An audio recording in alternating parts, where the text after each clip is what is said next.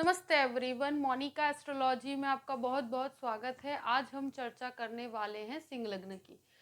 देखिए, सिंह लग्न वालों के लिए किस प्रकार से पूरा ही 2022 का जो वर्ष है वो कैसा रहने वाला है और किन किन चीज़ों का हमें ध्यान रखना है और कैसे हमारे पूरे ही वर्ष को प्लान करना है, ये मैं आज आपको पूर्ण रूप से बताऊंगी। देखिए, सिंह लग्न के अंदर जो भी परिवर्तन होने वाले हैं उससे पहले हम ये बात करते हैं कि देखिए, सूर्य हर महीने चेंज होता है, चंद्रमा हर दिन 2 दिन में चेंज होता है, प्लस नक्षत्र बदलते हैं। बुध है, शुक्र है, मंगल है, वो 15-20 दिन महीने के अंतराल में बदलते रहते हैं। मगर सबसे महत्वपूर्ण चीज़ ये है कि गुरु, शनि, राहु और केतु, इन 4 ग्रहों का क्या इम्पैक्ट है और किस प्रकार से वो पूरे ही वर्ष कहाँ भ्रमण करने वाले हैं, उसके ऊपर से हम पूरे ही वर्ष कहाँ कहाँ हमें कैसे निर्णय लेने हैं और कैसे आगे बढ़ना है, उसका हम पूरा ही एक निर्णय ले पाते हैं। तो सबसे पहले हम बात करेंगे जुपिटर की, यानी कि गुरु की। देखिए, सिंह लग्न के अंदर गुरु जो है वो 7वें घर के अंदर भ्रमण कर रहा है 13 अप्रैल तक। उसके बाद वो मीन राशि में चला जाएगा, जो आपकी 8th हाउस है। तो सबसे पहले शुरू के जो समय की बात करते हैं, तो ये जो 7वें घर का जुपिटर है, तो देखिए, ये 5th हाउस का स्वामी होकर 7वें घर पर बैठ रहा है। तो वो एक तरह से मैं ये कहूँगी कि एजुकेशन के लिए बहुत अच्छा है, प्लस कोई भी बिजनेस करते हैं उसके एक्सपांशन के लिए बहुत अच्छा है। देखिए, ये जुपिटर एक तरह से, देखिए, 7th लॉर्ड खुद से 12th हाउस में, यानी कि 6th हाउस के अंदर है। तो ये जो स्थिति बनती है, तो बिजनेस के अंदर एक्सपांशन है। आप अपने इवन लाइफ पार्टनर के साथ आप पार्टनरशिप बिजनेस, कोई भी प्रकार का एक्सपांशन वाला कार्य कर सकते हैं। एजुकेशन से संबंधित कोई कार्य करते हैं, उन लोगों के लिए बहुत अच्छी स्थिति है। देखिए, ये जुपिटर की एक दृष्टि, जिस शुरू के 4 महीने की बात कर रही हूँ, कि आपके 11वें भाव पर पड़ती है, लग्न पर पड़ती है और तृतीय भाव पर पड़ती है। इन तीनों का मतलब ये होता है कि आपके लाभ में बहुत सारी वृद्धि है, आप हर कार्य में आपको लाभ प्राप्त होगा। आपके लग्न पर जब गुरु की दृष्टि पड़ रही है, तो आपके अंदर जो आत्मविश्वास है उसमें वृद्धि होगी। आप कोई भी प्रकार का इंटरव्यू देने जाते हैं, कोई भी प्रकार का प्रेजेंटेशन करने जाते हैं, कोई नया बिजनेस स्टार्टअप करना चाहते हैं, इस प्रकार का कोई भी कार्य होगा तो उसमें आत्मविश्वास की कोई कमी नहीं रहेगी। प्लस आपके अंदर एक पॉजिटिविटी का निर्माण होगा। और सूर्य की राशि है, उस पर गुरु की दृष्टि पड़ने के कारण आपके अंदर एक प्रकार का, कहते हैं ना, एक अट्रैक्शन पावर रहेगा। और एक दृष्टि उसके तृतीय भाव पर भी पड़ती है, तो ये एक ऐसी स्थिति बनती है, आपके पराक्रम में वृद्धि होगी। ये शुरू के जो 4 महीने हैं उसमें आपके अंदर एक पॉजिटिविटी भी है और पराक्रम में वृद्धि भी है। तो एक तरह से बहुत अच्छा समय है और उसका आपको उपयोग करना चाहिए। आपको हर कार्य में सफलता बनी हुई है। अब ये जुपिटर जब आपके 8th हाउस में चला जाएगा, तो ये एक स्वगृही पोजीशन है। जुपिटर जब 8th हाउस में जाता है, तो एक तरह से आपका 5th लॉर्ड बन के वो 8th हाउस में जा रहा है। तो आप कोई भी प्रकार का फॉरेन जाकर स्टूडेंट्स अगर पढ़ना चाहते हैं, और उसके लिए भी स्पेशली आप बहुत ही हायर स्टडीज़ की तरफ जाना चाहते हैं, उसके लिए आप लोन कर कर भी अगर जाना चाहते हैं, तो लोन भी आपको प्राप्त होगी। प्लस देखिए, एजुकेशन के लिए बहुत अच्छा है, रिसर्च संबंधित कार्य के लिए बहुत अच्छा है, आईटी प्रोफेशन वाले स्टूडेंट्स के लिए बहुत अच्छा है, मेडिकल स्टूडेंट्स के लिए भी बहुत अच्छा है। एजुकेशन सेक्टर के अंदर जो जो कार्य कर रहे हैं, इवन उसके लिए अगर आप विदेश जाना चाहते हैं, उसमें एक स्टेप फॉरवर्ड लेना चाहते हैं, तो ये पोजीशन आपको पूर्ण रूप से फेवर करती है, क्योंकि ये अनएक्सपेक्टेड गेन्स भी देती है और हिडन टैलेंट देती है इंसान को। और देखिए, ये जो जुपिटर की एक दृष्टि आपके 12th हाउस पर है, तो आप मल्टीनेशनल कंपनी में अगर जॉब करना चाहते हैं, तो एक तरह से मैं कहूँ कि अप्रैल के बाद का टाइम बहुत पॉजिटिव है। प्लस स्टूडेंट्स के लिए बाहर विदेश जाने के लिए बहुत अच्छी परिस्थितियां हैं। जो प्रोसेस, मैं कह सकती हूँ कि शुरू के 4 महीने विदेश जाने की प्रवृत्ति में धीमापन भी होगा और थोड़ा सा फ्रस्ट्रेटेड अप्रोच भी होगा। मगर अप्रैल के बाद जब जुपिटर की दृष्टि आपके 12th हाउस पर पड़ेगी, फिर आप कोई भी प्रकार का स्टूडेंट अगर बाहर जाना चाहते हैं या कोई भी फाइल आपकी अटक रही है या कोई भी काम अटक रहा है, विदेश संबंधित कोई भी बिजनेस, इंपोर्ट एक्सपोर्ट से रिलेटेड कोई भी कार्य अटक रहा है, तो वो आपका संपन्न 100% हो जाएगा। एक दृष्टि सेकंड हाउस पर पड़ती है, तो ये जुपिटर आपके आफ्टर कह सकते हैं अप्रैल, आपका जो भी इन्वेस्टमेंट होगा बहुत पॉजिटिव डायरेक्शन में होगा और सेविंग्स बनेगी, सेविंग्स में बढ़ोतरी करता है। आप जो भी पैसा बचाते हैं उसको एक अच्छी और योग्य दिशा देता है। जुपिटर की दृष्टि से आपकी सेविंग्स अच्छी डायरेक्शन में होती है, वो आपके पैसों को वेस्ट नहीं होने देता, तो ये एक बहुत अच्छी चीज़ है। जुपिटर की एक दृष्टि आपके 4th हाउस पर पड़ती है, तो उससे आपकी प्रॉपर्टी का निर्माण हो रहा है। देखिए अप्रैल के बाद प्रॉपर्टी की संभावनाएं बढ़ती हैं अगर आप चाहते हैं तो। प्लस कोई नेटिव प्लेस की कोई प्रॉपर्टी है जिसमें आप कुछ रिनोवेशन करवाना चाहते हैं, तो भी ये जुपिटर पूर्ण रूप से सपोर्ट करता है। प्लस आप कोई भी प्रकार की प्रॉपर्टी संबंधित कोई कार्य करते हैं, उसमें भी ये जुपिटर पूर्ण रूप से सपोर्ट करता है। आपके माता के स्वास्थ्य में भी सुधार आएगा।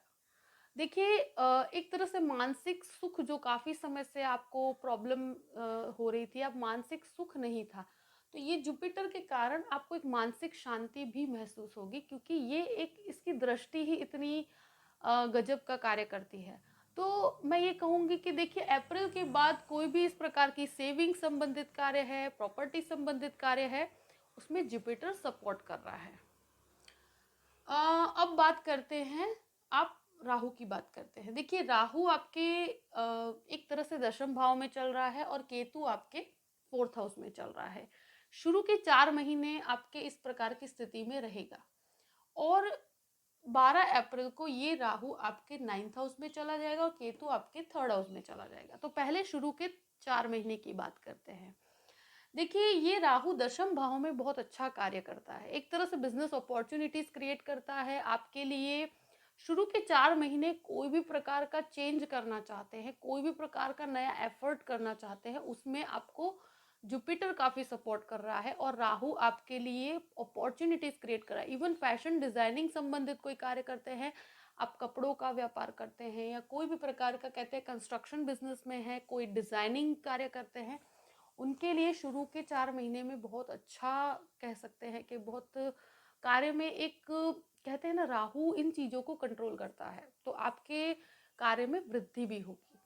और केतु जब चतुर्थ भाव में होता है तो व्यक्ति को एक तरह से कहूँ कि शुरू के जो टाइम में आपका कोई भी प्रॉपर्टी का कार्य है तो एकदम से नहीं हो पाएगा, उसमें आपको अप्रैल के बाद संभावनाएं शुरू होंगी। मगर केतु जब 4th हाउस के अंदर है तो आपको कभी कभी मदरलैंड से डिटैचमेंट भी देता है। आप घर के अंदर ज़्यादा टाइम नहीं बिताएंगे और बाहर ज़्यादा टाइम देंगे, और ये एक स्थिति 100% होती है। इंसान को कभी कभी उसके मन के अंदर उसके घर से वो बाहर रहता है, वो स्थान को परिवर्तन करने की भी स्थितियां बनती है शुरू के 4 महीने के अंदर।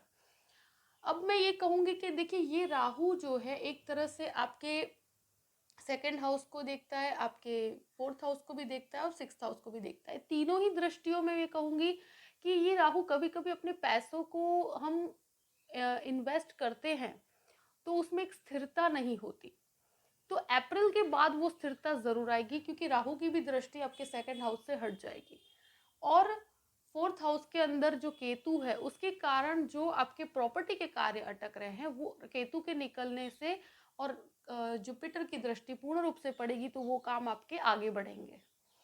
एक स्थिति मैं जरूर बताऊंगी, 6th हाउस के अंदर भी ये राहु की दृष्टि है, तो जो जो डिस्प्यूट्स हो रहे थे, जो जो आपके मन में एक भ्रम चल रहा था, कुछ चीजों को लेकर एक भय बैठा हुआ था, वो भय धीरे धीरे खत्म होगा। और अब ये राहु जब 9th हाउस में आएगा अप्रैल के अंदर, तो देखिए 9th हाउस के अंदर मैं ये कहूँगी केतु भी आपके 3rd हाउस में है, तो आपके अंदर एक चीज़ मैं 100% कहूँगी कि ये केतु जो होता है 3rd हाउस में भाई बहनों के साथ डिस्प्यूट्स करवाता है, कभी कभी उन लोगों के साथ डिटैचमेंट सा हो जाता है, पुराने दोस्तों के साथ डिटैचमेंट हो जाता है, व्यक्ति अपने कार्य को लेकर ज़्यादा फोकस्ड रहता है। ये स्थान कहते हैं पराक्रमी वृत्ति तो देता है आपको, प्लस ये जो 9th हाउस के अंदर राहु कभी कभी आपके अंदर जो स्पिरिचुअलिटी जिस प्रकार से उसका निर्माण होना चाहिए उसकी जगह वो मटेरियलिस्टिक बना देता है। हाँ, ये आपको लाभ के अंदर आपकी वृद्धि ज़रूर होगी। आपको कोई भी प्रकार का भाग्य का सपोर्ट जितना मिलना चाहिए उतना मिलेगा भी सही, मगर कुछ जगह पर आपको लगेगा कि भाग्य का सपोर्ट नहीं मिल रहा है, क्योंकि आपके खुद के विचारों के कारण भी ये स्थिति होती है। क्योंकि राहु लग्न को भी देखता है, उसके कारण क्या है, इंसान कभी कभी डिसीजन नहीं ले पाता है। तो ऐसी स्थिति अप्रैल के बाद हो सकती है कि आप कभी कभी कुछ जगह पर अनिर्णय की स्थिति होती है। और इसकी एक दृष्टि थर्ड हाउस पे भी पड़ती है और एक फिफ्थ हाउस पे भी पड़ती है। तो फिफ्थ हाउस पर जब राहु की दृष्टि पड़ती है तो स्टूडेंट्स को डिस्ट्रैक्ट करता है वो। तो देखिए, आपको जो भी करना है उसके प्रति फोकस रहकर अगर आप आगे बढ़ते हैं तो स्टूडेंट्स के लिए भी बहुत अच्छी परिस्थितियां हैं। जुपिटर सपोर्ट कर रहा है, मगर फिर भी मैं कहूँगी कि राहु की दृष्टि जब 5वें घर पर होती है तो इंसान स्टडीज पे ध्यान न देकर और दूसरी चीज़ों पर उसका भटकाव की स्थिति क्रिएट होती है। और मैं एक चीज़ ज़रूर कहूँगी, अगर चाइल्ड एक्सपेक्ट कर रहे हैं तो अप्रैल के बाद थोड़ा सा ध्यान रखने की ज़रूरत है, क्योंकि राहु की दृष्टि पड़ने के कारण ज़्यादा ट्रैवलिंग को अवॉइड किया जाए तो अच्छा है। देखिए, एक चीज़ मैं ज़रूर कहूँगी कि भाग्य जो है कुछ चीज़ों में आपका सपोर्ट कभी कभी नहीं करेगा, तो उस वजह से फ्रस्ट्रेशन नहीं होना चाहिए। आपको मैं एक चीज़ कहूँगी कि अप्रैल तक कोई भी कार्य है, कोई भी नया कार्य करना है तो कर सकते हैं, उसमें कोई प्रॉब्लम नहीं है। और प्रॉपर्टी संबंधित कोई भी कार्य है तो उसके लिए मैं आपको आगे बताती हूँ। सबसे पहले हम बात करते हैं शनि की। देखिए, शनि जो है सिक्स्थ हाउस के अंदर चल रहा है। सिक्स्थ हाउस का सैटर्न एक तरह से अच्छा माना गया है, आपको एक धैर्यता देता है, चीज़ों में ठहराव देता है। मगर फिर भी इसके ऊपर राहु की दृष्टि पड़ने के कारण कभी कभी इंसान को कार्यस्थल में अस्थिरता होती है और कलीग्स के साथ कभी कभी अनकंफर्टेबल एनवायरनमेंट क्रिएट होता है। अब ये एक बहुत बड़ा बदलाव मैं बता रही हूँ जो 29 अप्रैल से लेकर 12 जुलाई तक ये शनि आपके 7वें घर पे भ्रमण करेगा और फिर वापस वो 12 जुलाई को 6th हाउस में चला जाएगा। तो ये स्थिति में क्या होने वाला है, देखिए, शुरू के जो 4 महीने की बात करते हैं तो ये शनि आपके अष्टम भाव को देखता है, आपके 12th हाउस को भी देखता है और आपके तृतीय भाव को भी देखता है। तो एक स्थिरता है कार्य के अंदर, प्लस खर्चों को लेकर आप थोड़े से परेशान हो सकते हैं। विदेश के कार्य में आप कहीं अटक जाएंगे। आपका जो कार्य विदेश का है वो अप्रैल के बाद ही संपन्न होगा, क्योंकि शनि की दृष्टि होती है तो कभी कभी डॉक्यूमेंटेशन में प्रॉब्लम अगर हो तो शनि कार्य संपन्न नहीं होने देता। तो देखिए, एक तरह से अब ये शनि जब आपके 7वें घर के अंदर आएगा तो क्या होगा, देखिए, मैंने एक चीज देखी है कि 7th हाउस के अंदर आपको बिजनेस के लिए बहुत अच्छा है। आप प्लान कर सकते हैं, नया कार्य शुरू कर सकते हैं, आपको कोई प्रॉब्लम नहीं होगी। इस शनि की एक दृष्टि आपके नवम भाव पर पड़ेगी, लग्न पर पड़ेगी और आपके 4th हाउस पे पड़ेगी। तो मैं आपसे रिक्वेस्ट करती हूँ कि देखिए, 29 अप्रैल से 12 जुलाई के बीच में कोई बड़ा डिसीजन अगर प्रॉपर्टी संबंधित न लिया जाए, 12 जुलाई के बाद अगर लिया जाए तो ज़्यादा अच्छा है। क्योंकि देखिए, जुपिटर जो है वो शनि और राहु के बीच में काफ़ी अनकंफर्टेबल पोजीशन में है, तो कभी कभी डिसीजन में गलती हो जाती है। तो अगर 12 जुलाई के बाद कोई भी डिसीजन प्रॉपर्टी संबंधित और बिजनेस संबंधित कोई भी एक्सपांशन का बहुत बड़ा डिसीजन है तो इन टाइमिंग पे, यानी कि 29 अप्रैल से लेकर 12 जुलाई के बीच में टाला जाना चाहिए। वो समय ऐसा है कि कोई डिसीजन ना लिया जाए। और स्पेशली इवन आप मैरिज संबंधित भी कोई कार्य करते हैं या इवन 8th हाउस को कोई रिसर्च करना चाहे तो रिसर्च कर सकते हैं, मगर बहुत बड़ा एक्सपांशन या बहुत बड़ा इन्वेस्टमेंट या बहुत बड़ा लोन लिया जाए इस टाइमिंग पे तो बहुत प्रॉब्लम हो सकती है। क्योंकि दशाएं कौन सी है, अंतरदशाएं कौन सी है, कोई गलत डिसीजन होने की संभावना इस टाइमिंग के बीच में है। अगर आप 12 जुलाई के बाद कोई भी प्रकार का बदलाव करते हैं तो कोई प्रॉब्लम वाली बात नहीं है। क्योंकि मैंने देखा है कि कभी कभी इस शनि की एक दृष्टि आपके लग्न पर भी पड़ती है, आपके ये 9th हाउस पे पड़ती है, तो भाग्य का सपोर्ट इतना प्राप्त नहीं होता है। और हम शुरू शुरू में बहकावे में आके कोई कार्य कर देते हैं, फिर बाद में उसका बहुत बड़ा भुगतान हमें करना पड़ता है।